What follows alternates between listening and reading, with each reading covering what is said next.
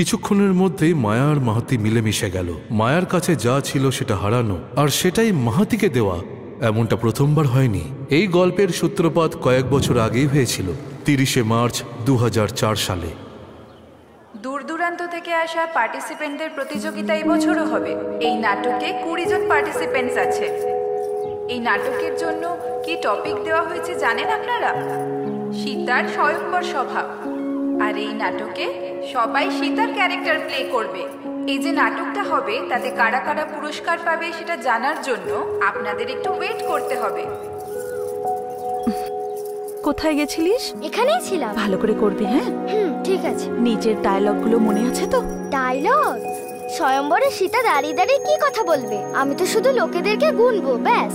এই রামচন্দ্র ধনুক তুলেছিলেন আর সীতা শুধুই দাঁড়িয়েছিলেন, তাও তাকে সীতার স্বয়ংবর বলে। তুমি কি জানো ওই যে ওখানে যে বসে আছে, পরের প্লেতে সীতা ও হবে। এদিকে শোনো মা,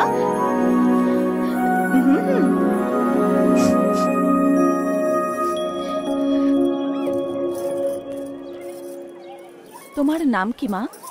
মায়া ফার্নান্ডেজ আন্টি, টেরেসা অনাথ আশ্রম। কোথা থেকে এসছো? হায়দ্রাবাদে আন্টি। কিন্তু তুমি কাঁদছো কেন?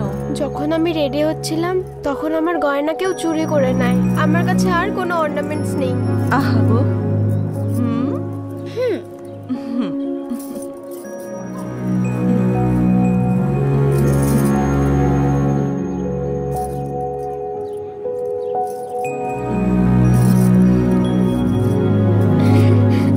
দুজন সীতাকে কি মিষ্টি দেখতে লাগছে, আমারই না নজর লেগে যায়।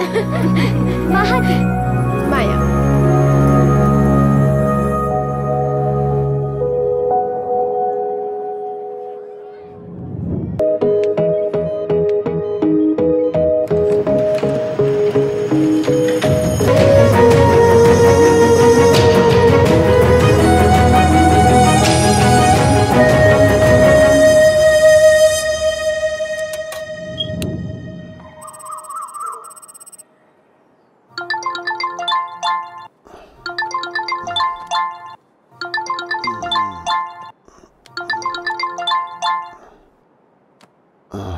স্যার, মায়া ম্যাডাম কোমা থেকে ফিরে এসেছেন।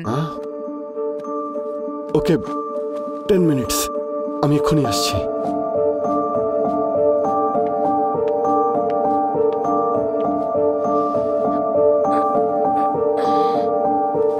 Welcome back.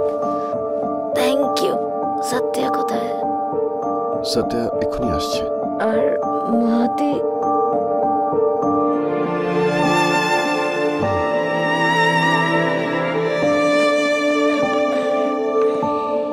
জিজ্ঞেস করছি, বলছো না কেন?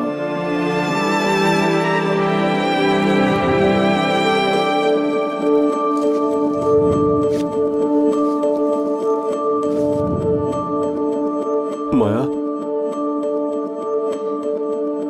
ডোন্ট প্যানিক, সবকিছু ঠিক হয়ে যাবে।